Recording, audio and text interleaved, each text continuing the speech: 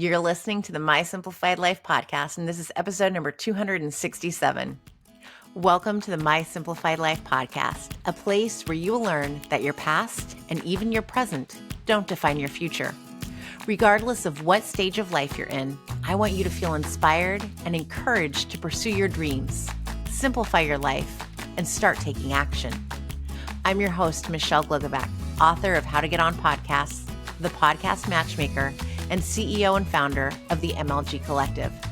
I'm excited to share the stories and life lessons of changemakers and authors with you while taking you on my own journey.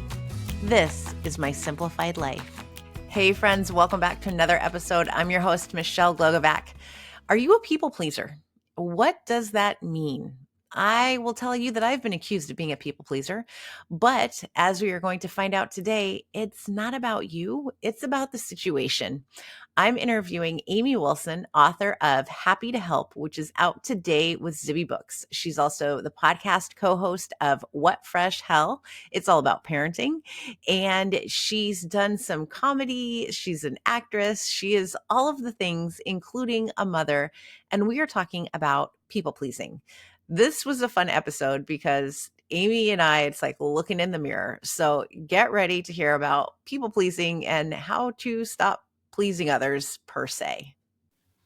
Good morning, Amy. Hi, Michelle. Thank you for having me. Thank you for taking the time to come join me. It's a chilly morning here, so I'm excited to have fun and chat and hopefully warm up.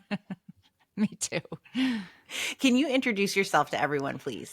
I'm Amy Wilson. I am an author, and my new book is called Happy to Help. It's my second book. And I'm also the co-host of a podcast called What Fresh Hell, Laughing in the Face of Motherhood, that's been around since 2016. So this has been actually a really fun part of the book promotion, which not everybody loves, but I really do love the promotion and marketing and talking to people part. And getting to be on podcasts as a guest has been a really fun change of pace.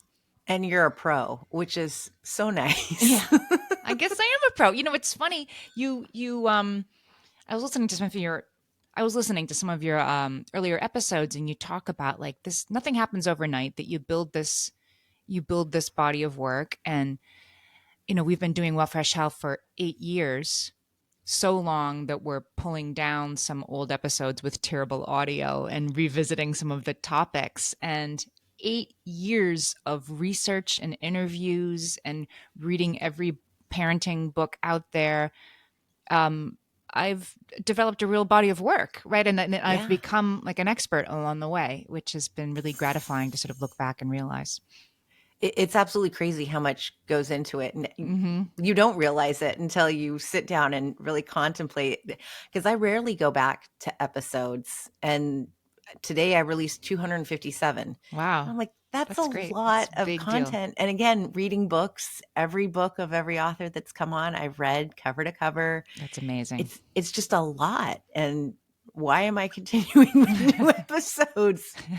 I'm sure you feel the same way, but yeah, but you know, it's fun. And honestly, like getting to interview authors and ask them, whether it's a question about writing, if it's a personal memoir, or if it's just so let me ask you just hypothetically, say you had a teenager who, you know, and you asking them the very thing that you most want to know, and you're getting to talk to the primary people in the field. It's a great privilege for sure. It absolutely is. I say this is my selfish thing. This is my guilty pleasure. Yeah. I get to do it. I'm lucky. Let's talk about your book. Okay. Because you are a people pleaser. And as I read it, I went, oh, yes, this is me. Yeah. Whether it's because we're moms or we're just who we are. I kind of think it's more who we are. Yeah, I mean, I kind of think it's who we're assigned to be. That's sort of my axe to grind here, that I think people pleaser is a term that is much more frequently applied to women than to men. And it's because it is something that we're told to be from very, very young ages over and over and over again. I think maybe some of us internalize that messaging more than others. But then it's who we're told to be. We fold it into our sense of self as something that we are, whether or not that's really true. And then when your life gets to be too much and you ask for help, what you hear back is, we need to stop being such a people pleaser all the time, which may or may not be true, but it's not that helpful. Mm-hmm. So that's what the book's about. And I totally feel it. I don't know if you know, but I had a pulmonary embolism a few years ago. No, I didn't. And after I got out of the hospital, there were specifically women, because men didn't say this. They were like, well, you do too much.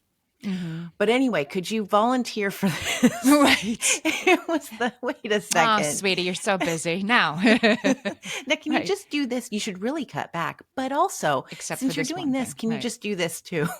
Right, right. I mean, I think a lot of what certainly somebody like me who overshows up for every assignment, have I sometimes taken on things that were voluntary or that other people saw as voluntary. And I thought, well, then I guess it has to be me that gets my apartment building to start composting or whatever. Yes. Have I done that? Sure. Have I taken on more than my share? Yes. Have I been and gone through times in my life when you have a pulmonary embolism as a perfect example? You're not a people pleaser. You're not overwhelmed. You don't like to make things harder than they need to be. You have a pulmonary embolism and you have to cut back. Hmm. And at those times, your overwhelm is situational. It's not a personality flaw in yourself that has to be fixed first. But I think a lot of us get stuck there, no matter what the situation is, that, oh, if I just wasn't such a perfectionist, I could get over this pulmonary embolism more quickly. These blood clots would just dissolve on their Right. own. I'm such an idiot. I think we kind of do that. And I don't think it's fair or useful. So what do we do? Yeah, I mean, I Because I think it's mean, about, you identify throughout the book and yeah. all of your essays, you're like, I acknowledge this. This is where I am. And I think a lot of us feel that way. How do we, as Emma Isaacs, I always quote her, sit on our hands more? Yeah, you sit on your hands more because it is up to you. Because honestly, the truth is people aren't going to stop asking you to do more than your share, right? Because you're good at it and because it works pretty well for everybody else and it always has. And so, what I learned when the first thing you have to do is sort of reject this idea that there's something wrong with you. Like, okay, that's a situation that needs to change. It's not my personal failings. Let me just figure out how to hand some of these things over or put some of these things down, because the other hard part is sometimes nobody picks it up. Sometimes nobody wants to take over the building's composting drive if you say you can't do it anymore, right? And sometimes it's higher stakes things than that. And that still doesn't mean that you can't put them down. I think I got a little bit stuck on, well, who will take this from me? Mm-hmm. And nobody does.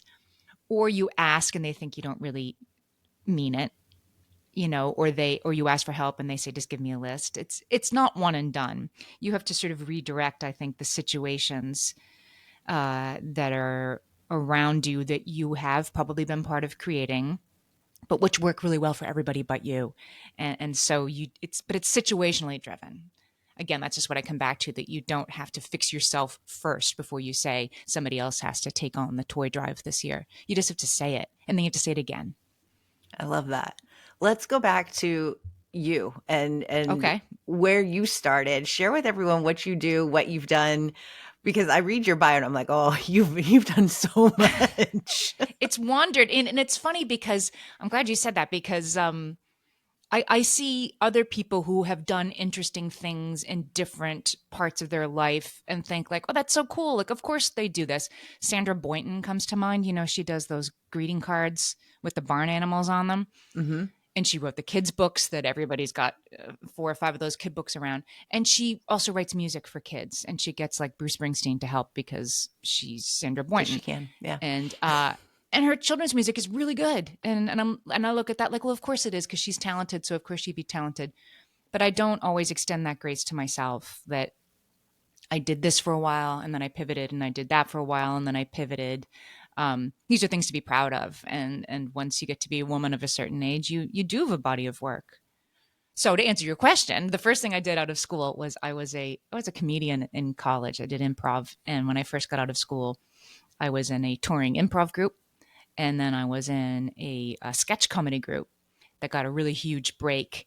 NBC signed us to a big contract, and we were supposed to be on maybe after Saturday Night Live, or maybe be a bargaining chip to replace Saturday Night Live. We were a cog in the system, but it was a huge break for me, paid off my student debt, and learned a lot about showing up for myself, writing my own material, and that's something I've kind of carried with me, I think, to this day. Like, write the things that I want to say, whether it's on stage or on the page. because nobody else is going to write for you or know what you would say. They'll think they know, but they don't know. I did some sitcoms for a while. I was a series regular on 2 sitcoms, which was a very, very cool experience. This is a while ago. This is like Friends was still on the air. This is how long ago it was. But I still feel like it's still on the air. I don't It feel is like I right. It is watched still on that the air. final episode. Yeah, I was actually on a show. I was on a show every week that was on right after Friends. We had a huge lead-in that was about as good as it got as a lead-in, but it didn't work that well. Turned out to be the half hour between Friends and Seinfeld where everybody walked the dog or something because they weren't watching our show. So it only lasted a year and a half. And I loved doing all that, but I always knew I wanted to be a parent. And so when I had my first kid and then my second child in pretty close succession, I knew that I was stepping off, and it might not be the same once I took a couple of years off from that rat race. And indeed it wasn't. But that was okay with me. And then parenting went to me different ways. And then I started doing a podcast because I really missed being creative, and the acting thing was sort of sailing away without me. And I had written my first book, which went well. And then the second book, pitched an idea. It didn't go. I wrote a novel. It wasn't good. I didn't know what to do, but I wanted to be creative. And I missed the collaborative part of being on stage and being in a comedy group. I didn't really want to be alone in my next creative thing. So that's how I started doing the podcast with my friend Margaret Abels. And that led me back to writing a second book many years later. So it's funny how that happens. And the podcast is huge. Yeah, 10 million downloads? Yeah, is that what you're at? Yeah. It is. And it's been around for a while, and we're really proud of it. And it really took off, I think, during the pandemic, the moment which I think is when you started kind of. I started in 2018. Yeah. I think we both started at the right time. Mm-hmm. Yeah. We both started at the right time for podcasts in terms of you can put a stake in the ground and people could find you a little more easily, I think, than now. But then sticking it out during the pandemic, it was a moment where both of us thought, like, we can't talk about what's happening in our own lives right now. And of course, that was exactly what people wanted. It really grew our audience to just kind of talk week after week. When we did more than hand wringing, we tried to be really useful. Okay, what is a really easy game you can set up for 5 and under to play inside? We'd talk about that. And we'd also talk about how we were feeling. And that really grew our audience and connected us with those people. And then I stalked you some more, and I saw that you also started a network. Yes, right. And I was like, let's talk about that too. Yeah. So I have a ad network called Adalist Media, and I started it again with my co-host Margaret Abels because we were selling our own ads for What Fresh Hell, still do, but we were just selling them for our own show, and we're really proud of that. And people would come to us and say, we'll acquire you, and we think we can make you this much in advertising over a year. And we'd say, we're making more than that ourselves now and keeping all the money, because we had, so I think in so many ways, we're told that content for women and maybe content for moms in particular is just this sort of bottom shelf thing that is definitely not interesting to anybody not, engaged very specifically in those interests. But when it comes to advertising, it's a very, very powerful demographic. Mm-hmm. The moms in the household do all the buying. So we always sold our own ads very well and realized, gee, maybe we could do this for other shows too. So now we have about 25 shows in our network, and they're not all female hosts, and they're not all parenting podcasts, but they all have a vast majority of women as the audience. The listenership is primarily female. And so we mainly are, sponsor, advertiser facing. And if you want to reach females and moms, we have a sort of one-stop shop for that. And it's worked very well. It's amazing. I looked at it. I was like, my downloads aren't that high, so I'll just learn from you. And there's other ways too. I mean, of course, the podcasting, there's so many ways to monetize it. If you don't know if downloads for the ads to be worth the work, because it is a little bit of work, but you're using it as a driver for your brand or your workshops or, your books or whatever it is, I think it's a great tool. I love it. There's no other way for me. I don't know why you wouldn't, whether it's guesting or hosting a show. I absolutely love it. And it's work that is work, but it's enjoyable Yeah, to it's be able enjoyable. to sit here and chat with you, learn about you after I've read your book. Like, what a treat. And to commiserate on our people pleasing habits. Right. Right. That. Yeah, I think people pleasing, I guess, like I get irked by the term sometimes because it just sounds like somebody who can't get out of first gear, right? She can't even leave the house because her mascara is imperfect. Um, or she can't ever achieve anything of her own because all she cares about is other people. And like when I list for you, like, yeah, I've done all these different things, you've done all these different things. Women can be very accomplished and very confident and extremely capable and still be, I think, sort of beset by these ideas that we should be doing more or we should be doing other things instead. hmm You really, just the opening part got me where you're getting on the bus with the kids and you're like, is anyone going to offer to help me? Right. Well, no, because I'm so capable. They're all just like, "Oh, wow, look at you. You're amazing." Right. And I totally In my head, they're saying that. I'm not sure No, they I'm weren't paying sure any that they attention. did. Right. I'm sure they did because I mean, I was there. My kids are a year and 3 weeks apart. So and my son didn't walk till he was 18 months. So I literally had two in my arms, or I'd strap my daughter on me, and he's somewhere else, and you're managing these kids. Yeah. And so capably, nobody would ever say, here, why don't you sit down, or why don't you, right? Yeah. Let me Let hold me his hand. help you. Yeah, let me help you. Cause you don't seem like somebody who needs help. Right. Right. And so Right. that's how this compounds upon itself. And I feel like maybe if we pay more attention to other people, like offer to help Right. because, what is it? There's a quote, there's something about, we don't check in with the most capable people. And that I Yes. think that's been really said over and over, especially in the past month when people seem like they have it all together. And yet those are the ones that behind closed doors are like, oh shit, this Right. isn't, things are not Right. going well. Things are Yet not I'm going checking well. on everyone else. Yeah. Yeah. Everybody's got their something, right? I mean, I've certainly learned that. And that really rang true in a whole new way because of the pandemic, too. In each house, people were struggling with something, even if it was inconvenience more than fear. We were all Yeah. struggling. Which is amazing because it's been now so many years, and yet looking back, it's crazy what we all did. What we all did, right? We did it all because it's what the moment required. Again, we all took on more than our share and somehow managed. And it's not because we're people pleasers, it's because schools were closed. And so was our office. And we were hmm told we had to stay home. We were Yeah, all doing our best, and my our son best was was just pretty good. starting kindergarten.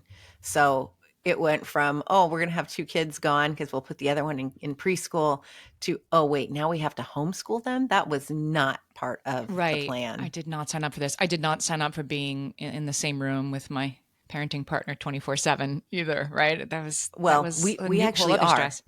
That part was normal for us because we both work from home and we've Oh, there worked you from go. home for over a decade. So that part, I'm like, this is normal. But But we throw expected to homeschooled put the kids, children, right? yeah, move. Or Zoom schooled kids. Our listeners always hastened to our listeners who homeschool their kids, like, that wasn't homeschooling. Like, okay, touche. You're right. That's not homeschooling, but it was sure hard. Yeah. Yes. Well, in kindergarten, I think that kind of was homeschooling. It was Zoom schooling or Legos is what Yeah. they what. Right. Right. So, what brought you to this point to write this book about people pleasing in this moment, and then for the Zibby team to pick it up? It was actually picked up from a proposal, and it was something that I had actually talked to Zibby about. She had read my first book, which was called When Did I Get Like This? She said, why don't you write a proposal for me for a nonfiction book? Because sometimes nonfiction books can sell on the proposal. You don't have to write the Right. whole manuscript first. Yep. I had a a proposal sort of sitting in a drawer that was parenting driven that hadn't sold. And so I could have shown them that, but I didn't. I thought, I don't want to do parenting. I want to like widen the lens a little bit and write a book that appeals to primarily women readers, but they don't have to be parents because I think the things we struggle with are more universal than that. And Zibby and I had talked about this idea of slack, which is still in the book a little bit, but it's an interesting story about how far a book can drift from where it starts. the idea would be slack as an organizing principle, and it would be ways you give other people slack, ways you give yourself slack, and ways you have to pick up the slack. Okay. So I said, okay, I'm going to start there. And so I just started whiteboarding out. One of the times in my life that, I could talk about having done each of these things. And no matter how much I thought, after a couple of weeks, there was one column that was still had nothing in it. And it was times I really needed to pick up the slack, that I hadn't done enough, that I hadn't tried hard enough. I just couldn't think of anything that went in that column. And I realized that it was, in fact, the opposite that was true, that there were many times that I could have, slacked off or given myself slack, but I didn't. And it was that sort of blank space that I thought, oh, that's what the book is about. What happens when you're somebody who over delivers no matter what. And what was that like to recognize that all of a sudden? Because it sounds like it was surprising to you that you're like, oh, I've never slacked off. It is it's the best feeling in the world, when you're looking at something and then it just drops like, oh, that's what the book is about, right? Or how am I going to end this essay? And then you're out for a walk and it just falls into your head. I'm not saying it's easy or it happens every day, but when it does, that's the best feeling in the world. That's it. That's the answer. Or that's the title, Happy to Help. We went around and around about the title of this book. And in the end, Happy to Help, of course, that's the title. And it was there the whole time. But did you recognize before whiteboarding it that you truly have never slacked? That this was part of who you are? Yeah, I did. An over deliverer. And my first book was about the early years of parenting, which are not in this book. I sort of, by accident and then on purpose, excised my kids' ages birth to 7, except from that one little anecdote in the beginning, because I talked about it already in the other book. And the other book is more about how, yes, I'm a doobie, I'm a Girl Scout, I get things done, I just work harder until I succeed. That's what I do. And parenting was the first thing I did in my life where that didn't apply, from trying to get pregnant to being pregnant to the birth plan. I tried to sort of lock down and make everything work the way it was supposed to. And then, of course, it went all kinds of different ways. And I would keep telling myself, I'm not going to do that this time. I'm not going to overthink it. I'm not going to overplan it. And then I would the next thing. So yes, this was something I definitely knew about myself. But I think I got less in that book into, and here's why it's a problem. And here's what happens when you admit that it's a problem for yourself, that you can't handle the 2 kids sick because you're also sick, and what happens then, that it's funny, but it's also hard and serious. And then I also went through some more serious challenges in my life that I think it was like, sometimes this isn't so funny. Sometimes it's funny. Sometimes it's not so funny. And I want to talk about all of it. Yeah. As you mentioned the birth plan stuff, I'm like, oh, we are really cut from the same mold. But you're told to you're told to create a birth plan. I mean, if I the problem was with me with parenting experts, I listened to all of them, right? So you're a bad person if you do have a birth plan and if you don't. So I created a birth plan because I read everything saying I was supposed to. And then you get in the hospital room and they roll their eyes at you, or worse. And in the birth plan, I did realize I'm overthinking it. Everybody in this room really wants me to have a, healthy, happy birth with a healthy baby at the end of it. we all got the same goal. I don't need to hand these people who do this all day, every day, 4 pages of, typed instructions, but I did it. But that doesn't mean that it goes that smoothly for everybody, or that being a well-informed person who is giving birth is not a really good way to be. You know what I mean? It's stop being such a dum-dum is not always, it's not the answer to everything. Yeah. My plan originally was like, well, I don't want drugs. And then my OB was out of town and I saw a sub and he was like, you should really take whatever drugs they're going to give you. And I went, okay, new plan. I will take all the drugs, but I will not have a C-section. So who do you think ended up with 2 C-sections back to back? Right. Right. And then I think you're left feeling really bad about that. I mean, I know people who, I'm going to labor naturally. And then, there's one intervention and then there's another intervention. And all of a sudden they had to have a C-section. They go home feeling bad about themselves instead of how amazing, right? I have a new Right. baby. I just hate that there's even 1% of that. But I don't think that those women are making that up. I think that's these invitations to do everything better and perfect and harder. They're around us. And some of us are apparently really good at ignoring all of them. I am not. And so I internalize them, but I'm not making them up.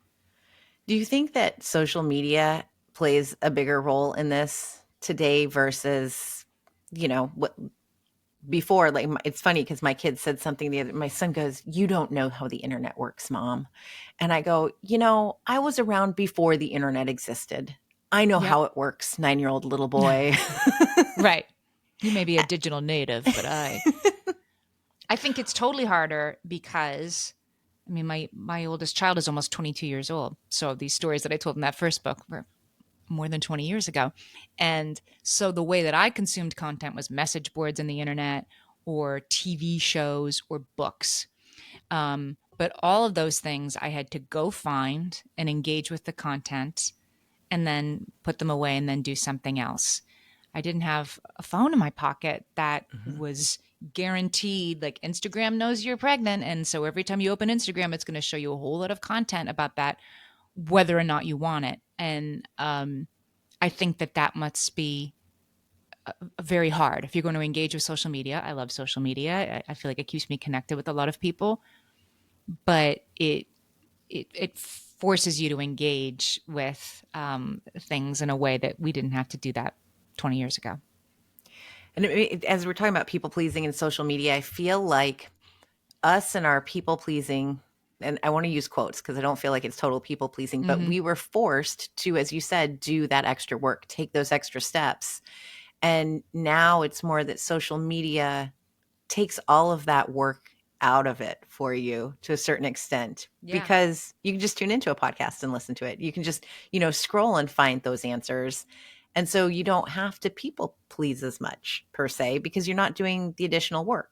Yeah, except being, I think the definition of people pleasing is the most basic one is putting other people's wants and needs before your own. And I don't know a parent who doesn't do that, That's true. especially a Yeah. mom. It's a job Yeah. assignment, right? It's the Yes. assignment. And then when you open your phone, it's like how to yell less, how to do this, how to feed them better, and then stop overthinking everything. Like, okay, it's really hard to do both. Really hard to do both of those things. Yeah, definitely. Yes. And it's funny because we do see more of those. I feel like there's that perfectionism too on the social media aspect of all of these influencers, and Yeah. there's a whole group of the moms that are like, they're dressed perfectly and their makeup's done perfectly, and you're like, but it's 6 in the Right. Like morning. trad wives or whatever. Right. Yes. And you can watch that stuff ironically. You can, yeah, like, oh, I don't, can you believe these ridiculous people? But of course, there's some small part of your brain. It's like, how does she look like that early in the morning? Right. Yes. How does she manage to do that? Um, that I think is hard to put aside, even when we think we are. Yeah. But I know that for a fact I will never be that.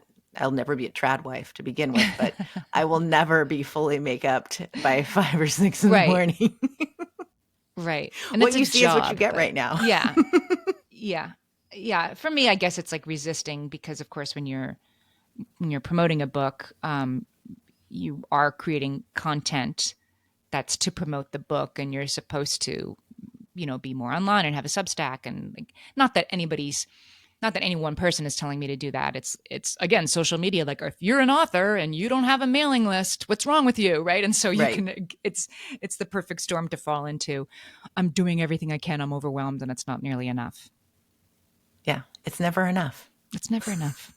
So accept that. There's a personal Kanban is a sort of productivity method I talk about in this book. And in that book, he talks about the author talks about how it should be so simple that we have more things to do than we have time to do them. That is just a simple, obvious truth for most of us. And it should be obvious, but it isn't. And so we need to engage with our inability to do everything we set out to do instead of if we just work harder, care more, care less, whatever, we'll get more done. I love that I'm so glad you just brought that up because it was in my mental note to bring up you can only do 3 things at one time. And Yes. I loved it because in my brain, I went, oh my gosh, I need to implement this. And oh, I've got all the Post-its. Of course, I went down that path of I should be doing this because Right. I will write down things that then get transferred to the next day and they get transferred to the next day because we can't fit them all You in. can't. Right. And it doesn't make you a bad person. It doesn't mean you need to get up earlier or work harder. Right. You kind of need to, Oliver Berkman calls it engaging with your own finitude. And so this personal Kanban thing is, yeah, you engage with your, like, here are all the things I could be doing. You list them all out, which anybody listening probably has that somewhere. And then you just pick 3 and you write them on Post-it notes. Get out of the to-do list doc and just write them on Post-it notes, and they're there. And you have to do those 3 things next. And you can't move anything else onto the list of 3 things until something else has come off. It is hard. It is hard to do. And yet when you really get that granular about it, I find I get the thing done. I email the dentist on that Post-it note, and I don't want to do it, but it's one of those 3 things. So it's what comes next. Yes, I love that. I'm the same way. That's exactly how my list looks. It's Right. the most mundane, but I know I have to get it done. Right. And so it goes down. Yeah. So I love that. I want to implement, there should be a color coding system and everything. Right. I do. Yeah, that's me. I have like a color for the book and a color for the podcast and a color for the kids. And yep, I do. I love it. That's how my calendar looks too. Yeah, it's fun. You might as well have a pretty calendar if it's going to run your life. Exactly. And everybody gets a color and you know what to expect. And it's perfect. Right. Oh, you make me feel much better about myself, Amy. Thank you. We are the doers. I'm here. I speak for the doers among us. I love it. Can you share with everyone where to get your book and how to follow you, how to listen to the podcast? Well, amywilson.com has links to buy the book, which is called Happy to Help, Adventures of a People Pleaser. You can get it wherever you buy books, but amywilson.com has links to Amazon and Barnes & Noble and Bookshop. My podcast is called What Fresh Hell, Laughing in the Face of Motherhood. You can go to whatfreshhellpodcast.com or just search What Fresh Hell wherever you listen to podcasts. Awesome. Thank you so much and congratulations. Thank you. Thanks, Michelle. I really appreciate it. That was an absolute blast to get to talk to somebody who knows what I'm talking about, who feels the way I feel way too often. And I am sitting more on my hands. Let's make this the year of sitting more on our hands and not doing all the things. It's not us. And I do love that Amy made sure that we reminded ourselves of that it's the situation and it's okay to sit back, to not raise your hand, to not be the one to do it all. And I'm totally implementing the system of only doing 3 things at one time. I think it's really going to help me accomplish actually more because you only get one thing done at a time before you move on to the next. So that's going to be one of my New Year's quote unquote resolutions. Be sure to pick up a copy of Happy to Help out today by Amy Wilson.